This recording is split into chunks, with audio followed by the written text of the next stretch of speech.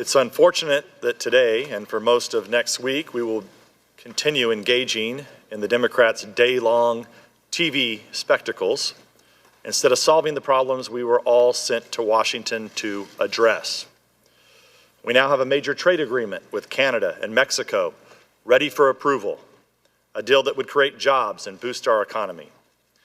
Meanwhile, we have not yet approved funding for the government, which expires next week, along with funding for our men and women in uniform.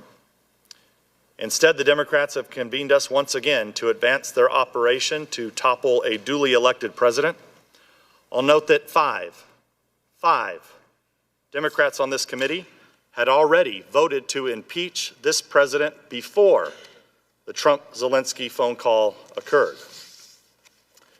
In fact, Democrats have been vowing to oust President Trump since the day he was elected.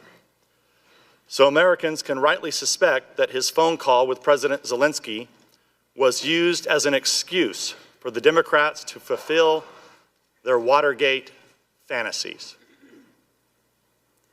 But I'm glad that on Wednesday, after the Democrats staged 6 weeks of secret depositions in the basement of the Capitol, like some kind of strange cult, the American people finally got to see this farce for themselves.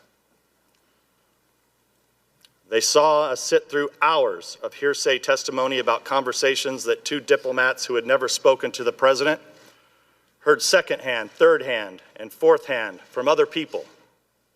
In other words, rumors. The problem of trying to overthrow a president based on this type of evidence is obvious. But that's what their whole case relies on, beginning with second-hand and third-hand information cited by the whistleblower. That's why on Wednesday, the Democrats were forced to make the absurd argument that hearsay can be much better evidence than direct evidence.